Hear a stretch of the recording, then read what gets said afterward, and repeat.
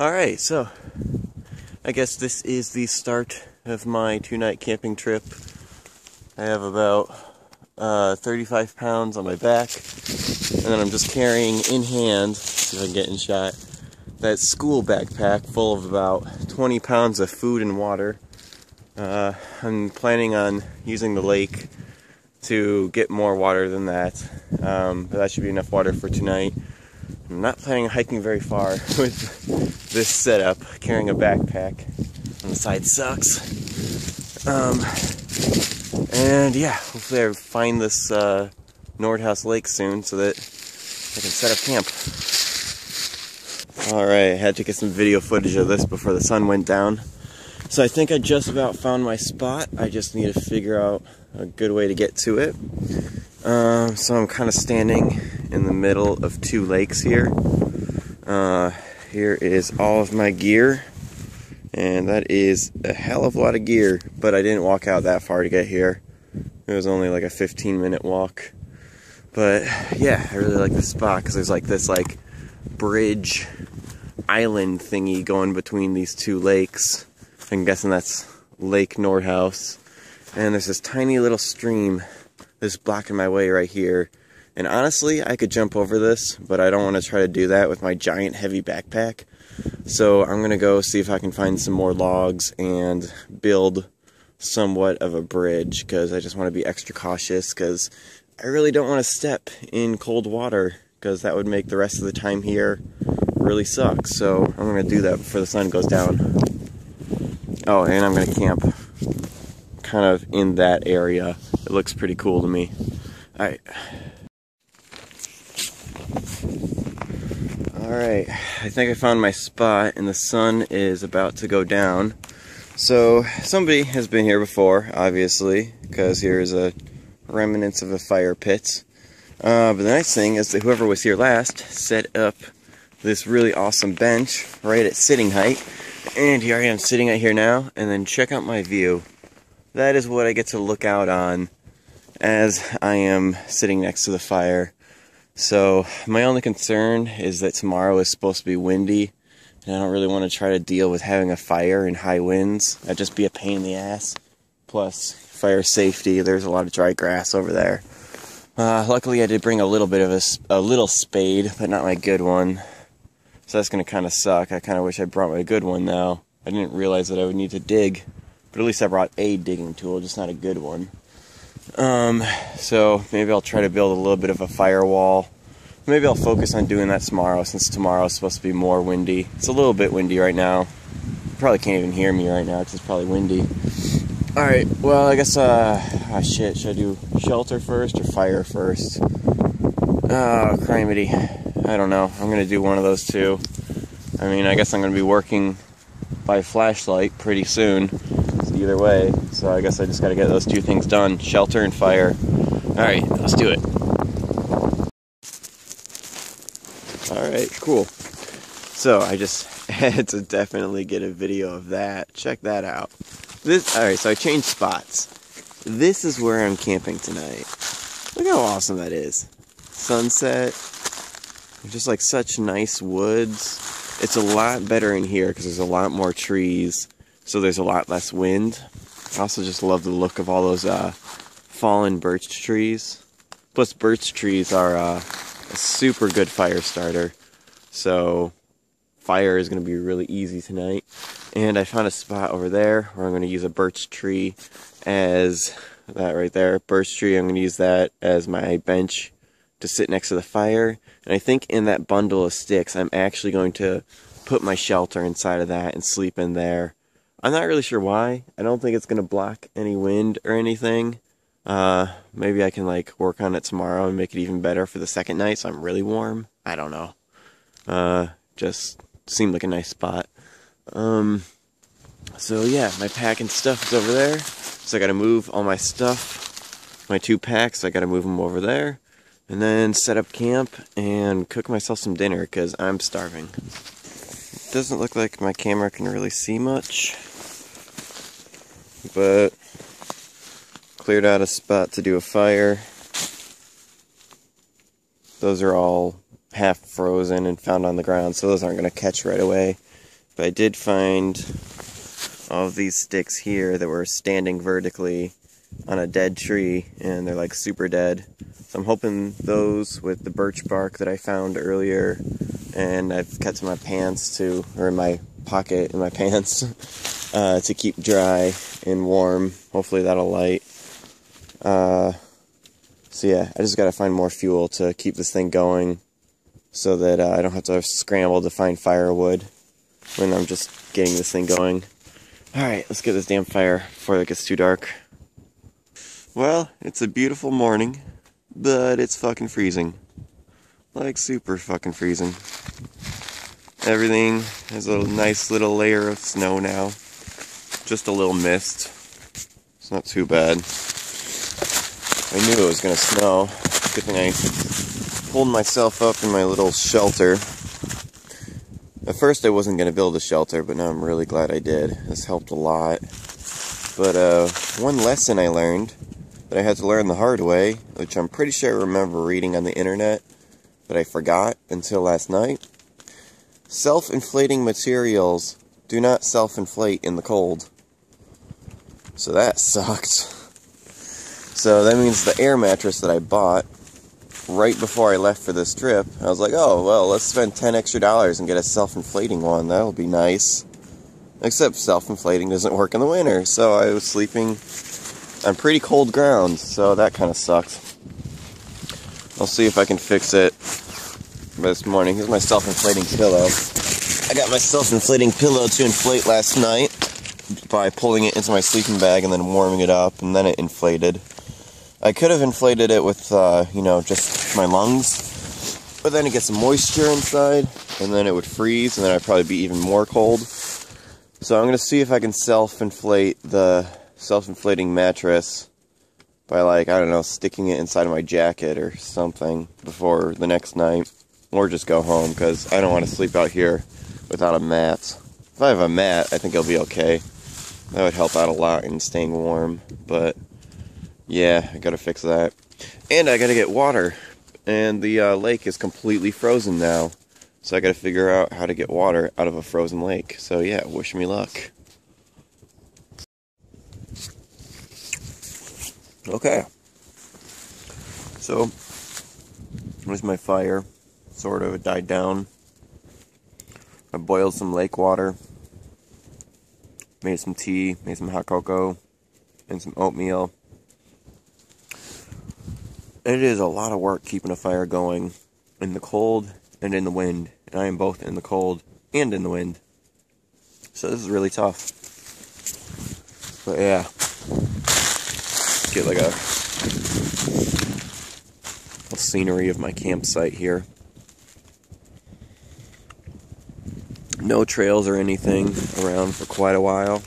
There's like a trail, maybe, I don't know, 300 yards that way. But yeah, so lessons learned from this camp trip. I need to get a sleeping mat that is not self-inflatable, because that does not work in the winter. And what else? I need to rig up all of my water bottles so that I can put them on a pot hanger and hang them on a pot above the fire. I need to get a hatchet so that I can build a firewall around my fire to block the wind, because wind is a pain in the ass out here. Also, I need to just screw sightseeing. It's not worth it to try to find like a campsite that looks really cool. You should really just look for some pine trees and head towards those, because wind is not worth it. Wind sucks out here. It just makes making a fire a pain in the ass, and yeah. So I don't think I'm going to end up spending 2 nights out here. I think I'll do a little bit of hiking, a little bit of sightseeing, and then pack it up and head home. Yeah. I don't know. I think it'd just be too much work to stay out here another night. We'll see. I don't know. I had to get face mask. I I had to get that view before the sun goes down, or goes behind a cloud. Probably can't hear me because of all the wind.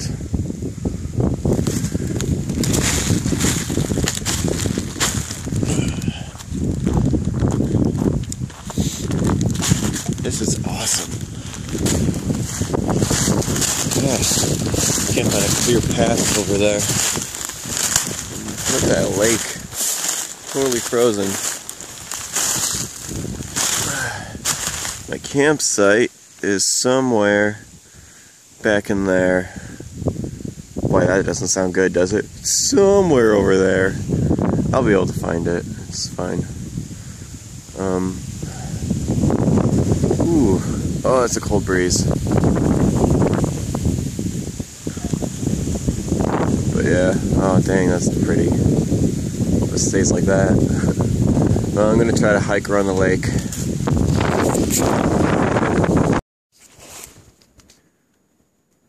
Man, this is where I should have camped last night.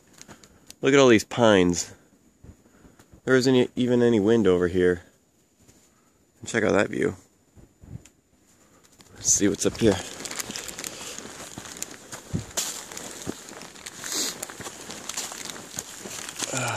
I should have camped in here.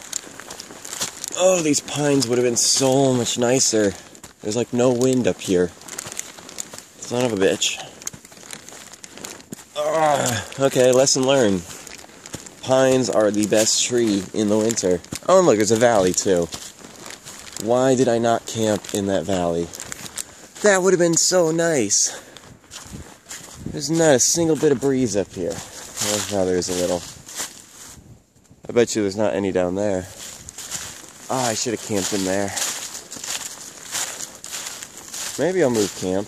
I don't know. Could stay out here another night, but I don't know if I want to.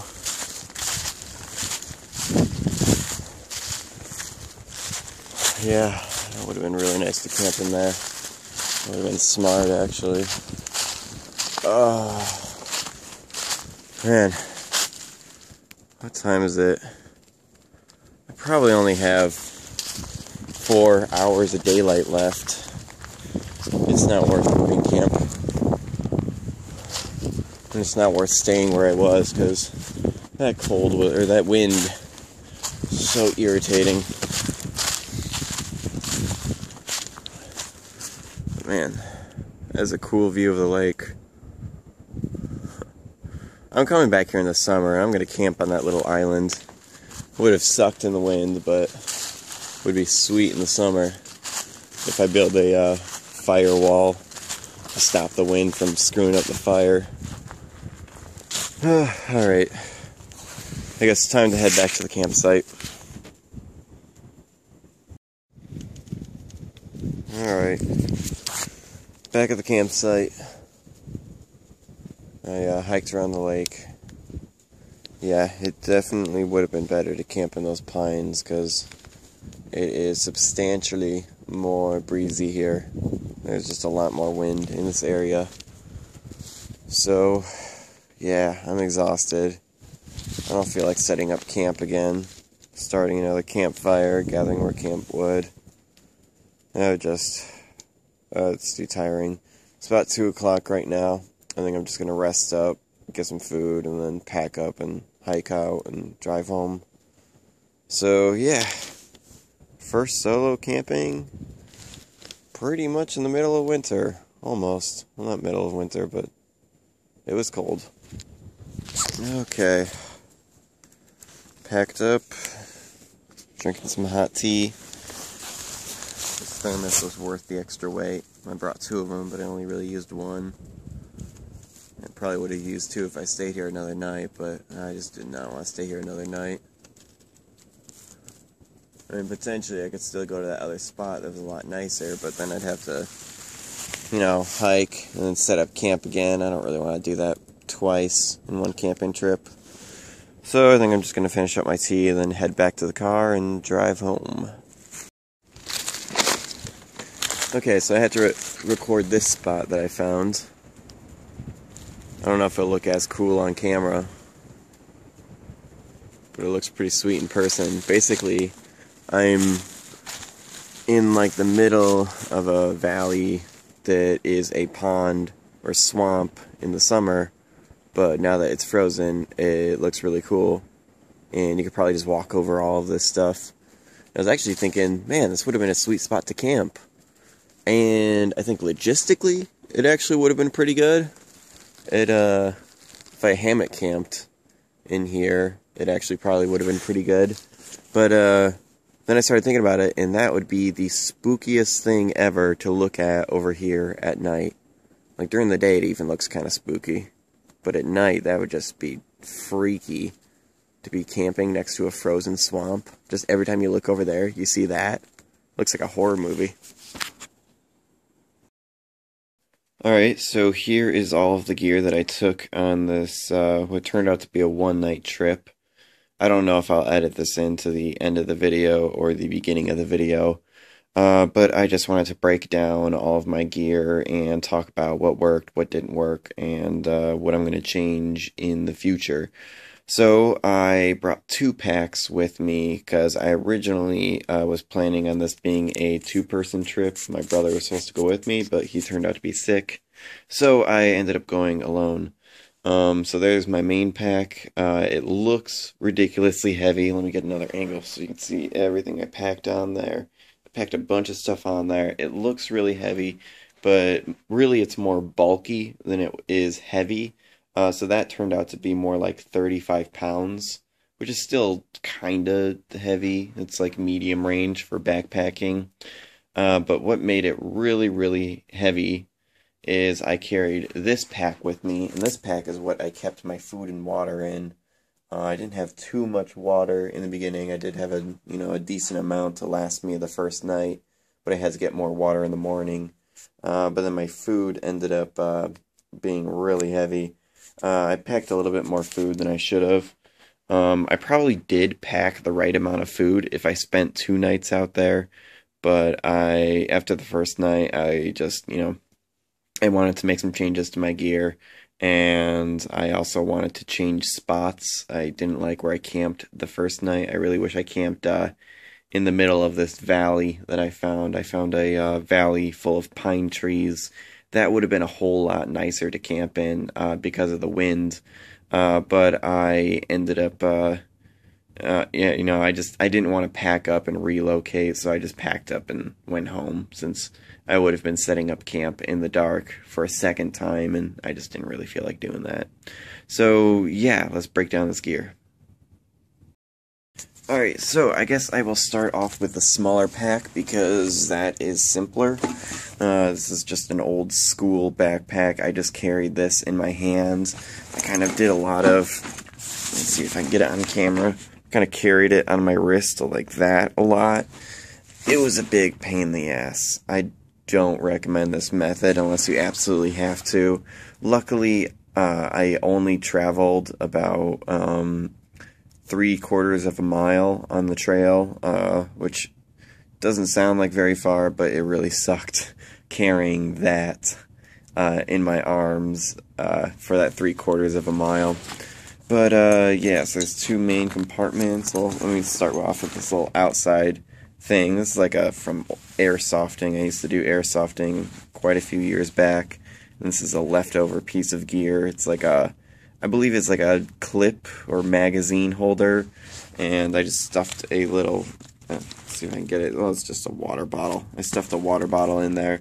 I was planning on putting that like on my belt, so I had easy access to water. But one thing I didn't anticipate was how quickly this would freeze. So that did not end up working in the winter time. And I should have put it just inside of my coat. That would have worked better. And, excuse the bad camera workship. I'm just being lazy here with this camera. But this is the pot that I ended up using mostly. Well, actually, this is the only pot I ended up using in this trip because it's big enough to boil water. And it's got some surface area in there that I can cook food in there if I want to. You can see there's some stains in there from when I cooked bacon. So that did mean that most of my water tasted like bacon, which was, I guess, not the worst thing in the world. And it's kind of heavy. This is, I don't know, it's just what I had. I need to get a better one. And this is the bag that I put all my food in. This bag was a lot bigger at the beginning of the trip. I took a lot of the food out and put it in the fridge because it was like hot dogs and bacon and like potatoes and onion. I just threw it all in the fridge. This is the cook kit that I was planning on using more, but I ended up not even using it because I stayed out for one night and I was just having so much trouble getting the fire to just go. You know, the cold was just putting out that fire, the cold wind. So I didn't even have a chance to really break this out. I didn't really want to mess with it. If it was summertime, this would have been great, I'm pretty sure. But I ended up using this mostly. Actually, only. That's everything in there. Let's open up the next pouch. And this is really the only stuff I used. I brought 2 thermoses with me. These thermoses were so awesome to bring in the winter, especially this one. Stanley, I'll see if I can get a shot of the bottom. Try to focus in on it so you can see exactly what it is. I don't know if it has an exact model or anything. And I'd have to do more testing to see if one of these is better than the other. But this one I slept with. Actually, I can still feel it. It's still a little bit warm, maybe. But this one I ended up filling with boiling water when I went to sleep. Then I put it in my sleeping bag. So it didn't provide me any warmth, but it kept this warm enough that the whole next day I didn't break this open until 3 o'clock the next day. And it was still warm, pretty much hot water inside. So that was really nice for the hike back. I did heat up the water in this, though. So it was bacon flavor water, pretty much. So I was hiking on bacon flavor water, which is not the greatest. And then here's an assortment of metal bottles. I'm really glad I brought metal. Because, you know, you can stick them next to the fire and get them kind of melting. I don't know if I would really bother boiling in any of these. I want to get a better bottle, like a big bottle that I can use that's dedicated for boiling water. Knee pads, those were in my other pack, but I just threw them in there as I was being lazy. Also, there's garbage at the bottom of there because I was being lazy. Oh.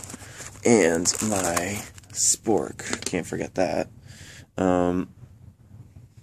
So yeah, knee pads are super helpful. Definitely always bring knee pads. And then everything else in there, I don't know, I didn't even use it. I can't remember, just random little knickknacks in there. Okay, so now moving on to the big pack. So now to take this pack apart. So like I said, it was about 35 pounds, so it's really more bulky than it is heavy, but it is still heavy. So, let's break this thing down. Alright, let's see, let me just check the camera angle. Alright, that's good enough. Alright, let's start off with what I have on the outside here. So here's the sleeping pad. I picked this up on my way out. I just grabbed it at Myers. I don't even remember what brand it is. Self-inflating. Self-inflating does not work in the winter, in freezing temperatures.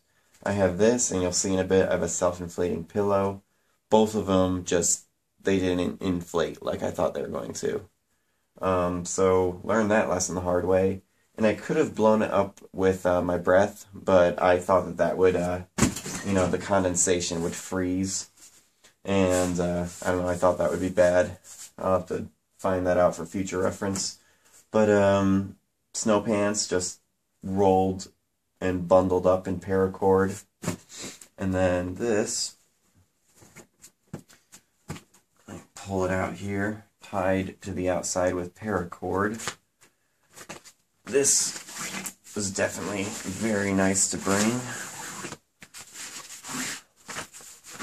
Okay, so this, I could unroll it, but I don't know if it really matters. This is half, or I guess a third, of the military sleep system on the outside. This is the Gore-Tex bivy of the U.S. military sleep system that you see all over the internet in Bushcraft. Yeah, I don't know what else to say about that, but it's wrapped around a military wool blanket. It is the wool blanket that is the United States military wool blanket made of, I believe, 65% virgin wool and 35% recycled wool, so it's still 100% wool.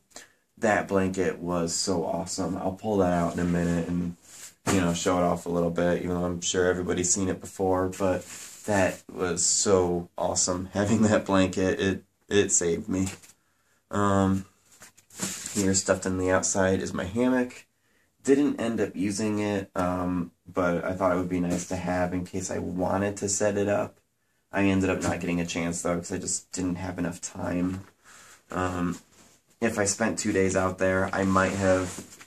So yeah, and then down here, my fingers are so, like, tired from being out in the cold.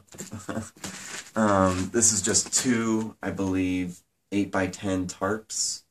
I believe it's 8x10, yeah. Two 8x10 tarps just rolled up, held together with some belts. That kind of belt, I don't know what it's called, but you can see what kind of belt that is. Doesn't matter. That's what I ended up using as my shelter.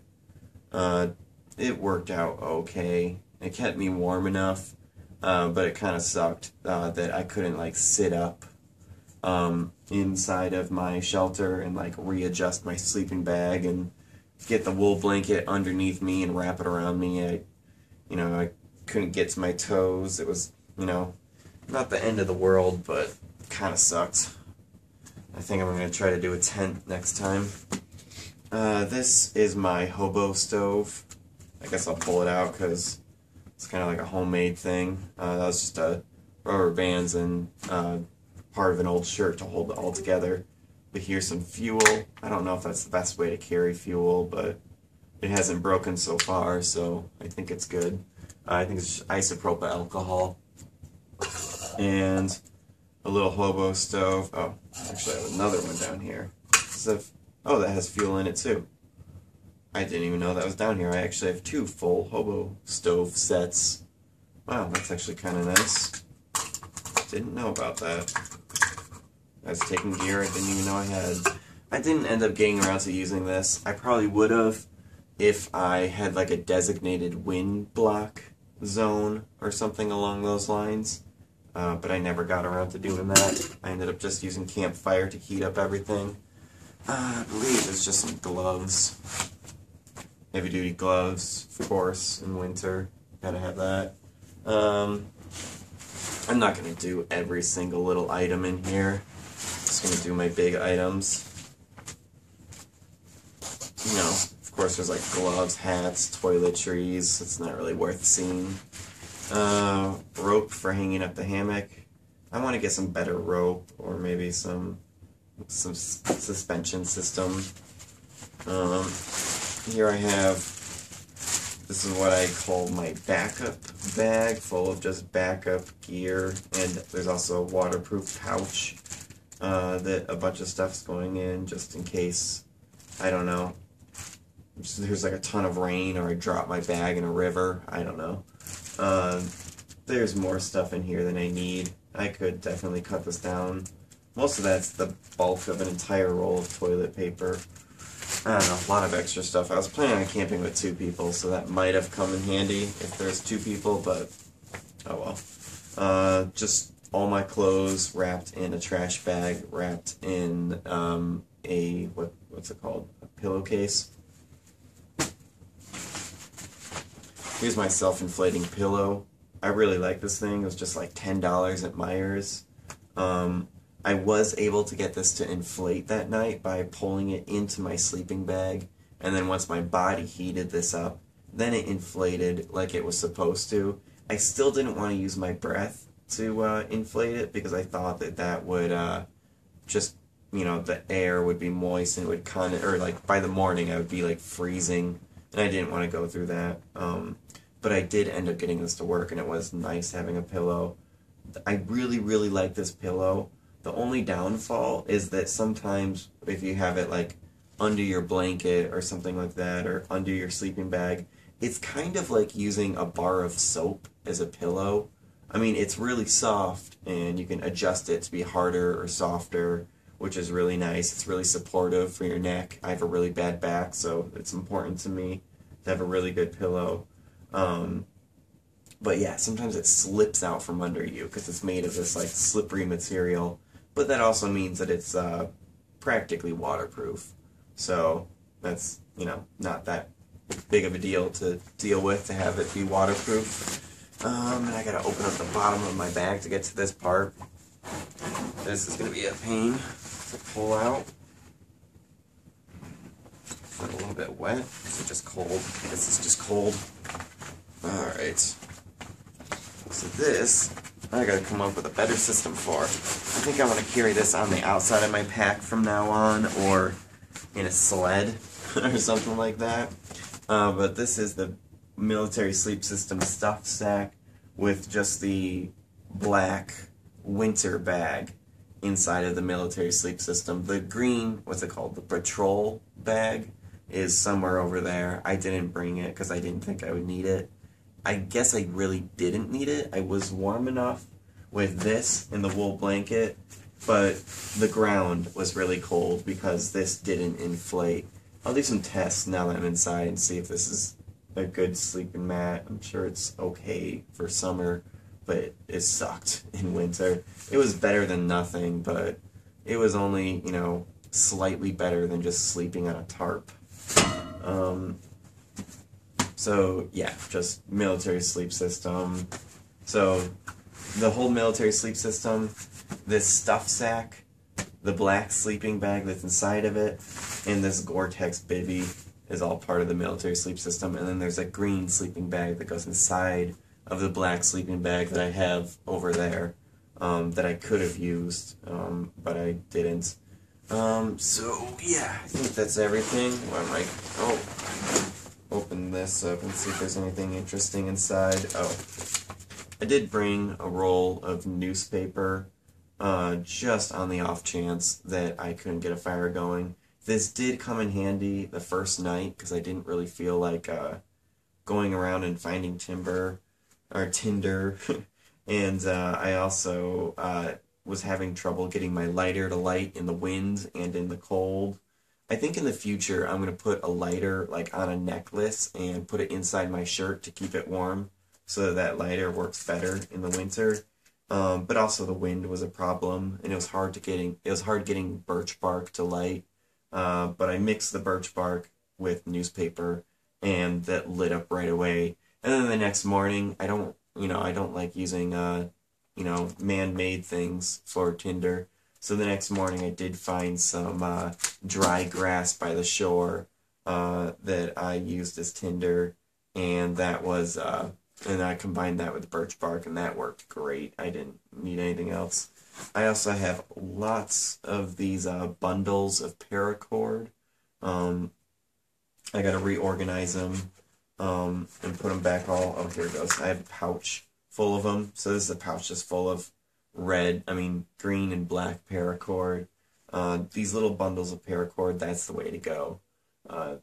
Just various sizes where you just kind of look at it and how big it is to kind of estimate how long it is and how much you need. Like I have really small bundles in here, and I have some bigger bundles in here.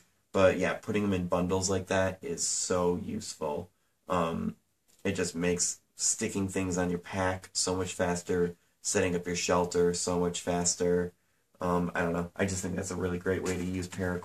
Okay, I guess my camera cut out on me, but at least I got most of it. I think the only thing I really missed that the camera cut out was this stuff here. I had this all wrapped together. These are glow sticks, sharpening rock, and reflective Velcro thingy for your ankle for bicycling.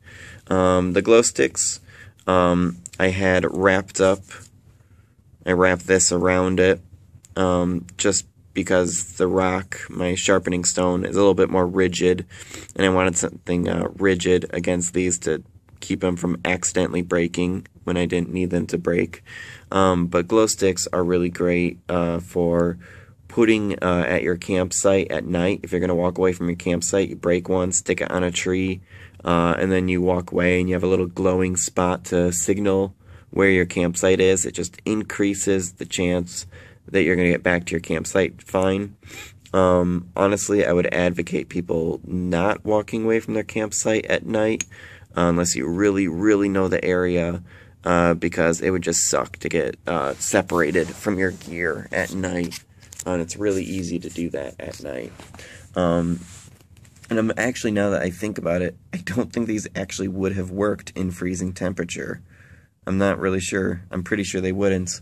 And yeah, sharpening stone, I just use that to sharpen my knife. And then this is a backup to the glow sticks, and it's, I guess, you know, unlimited, because these are one-time use. This is unlimited.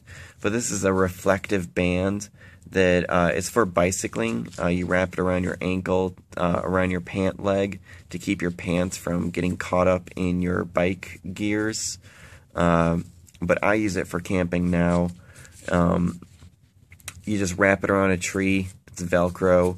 And then you shine a flashlight at it at night, and you can see it from pretty far away.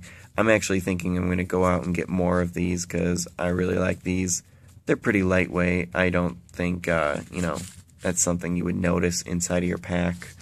And I think that's everything I got. Did I talk about the shovel? That I brought the crappy shovel, and I wish I brought the good shovel. I brought this one because I thought it was lighter, and I didn't think I would be able, or that I wouldn't need to dig. But I kind of wish I did, because it would have been nice to go underground a little bit with my fire. So it would have been nice to bring the metal shovel. But, oh well.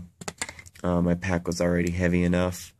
And yeah, I think that's probably everything. Oh, I probably talked about my glasses case and how I want to put my glasses in something and then put it in my sleeping bag so they're not frosty when I wake up in the morning. Okay, so, oh, and contact solution in case I wanted to wear my contacts instead of my glasses, except my contact solution froze. So if contacts were really important to me, I should have kept this inside of my coat, like the entire trip, to keep this from freezing. So yeah, now that sums up everything. So let me back up here so you can see everything. This is everything I took on this trip. A little excessive, but oh well. Okay, so I just wanted to pull out the sleeping mat, test it out now that I'm indoors and out of the cold. It seems okay. I gotta give it some more time. Sometimes these self-inflating materials, you know, if you store them compressed, it takes them a little while to get back. Plus, I'm pretty sure it's still cold because it's only been 6 hours since I've gotten home. So, yeah, I don't know. It seems alright now. We'll see. And then I also wanted to quickly show off my wool military blanket. It's pretty big, actually. I thought it was going to be heavier if it was this big, but I was able to roll it up, and I would guess it's probably 3.5, 4 pounds, so it's still big, but it's really useful. It's really, like, heavy duty, like, super heavy duty. This thing is not going to rip or break or anything. And then materials like leaves and stuff, they just push right off of it, which is nice. Water tends to roll off of it. It doesn't really absorb in too fast, so that's nice. It's super warm, and I think it's kind of cool that this little emblem is right here. I actually didn't even notice that until after I got home, after I bought it. And where's the tag? I'll show the tag just as a reference. Okay, there's the tag, just as a reference. So yeah, 65% virgin wool, 35% recycled wool. I'm okay with that. It wasn't too expensive. I got it for like $60, which is pretty good, I think, for a wool blanket. And it's kind of a collector's item, sort of. Alright, so the camera cut out. But yeah, that was everything that I wanted to say. So yes, this has been my camping trip, so I don't know if I'm uploading this or just keeping it for myself as a reference. I don't know, but hopefully you found it helpful, whoever you are. Maybe maybe blah, blah, blah. I don't even know what I'm saying. I'm tired. Okay, I'm ending this video. Alright, thanks for watching.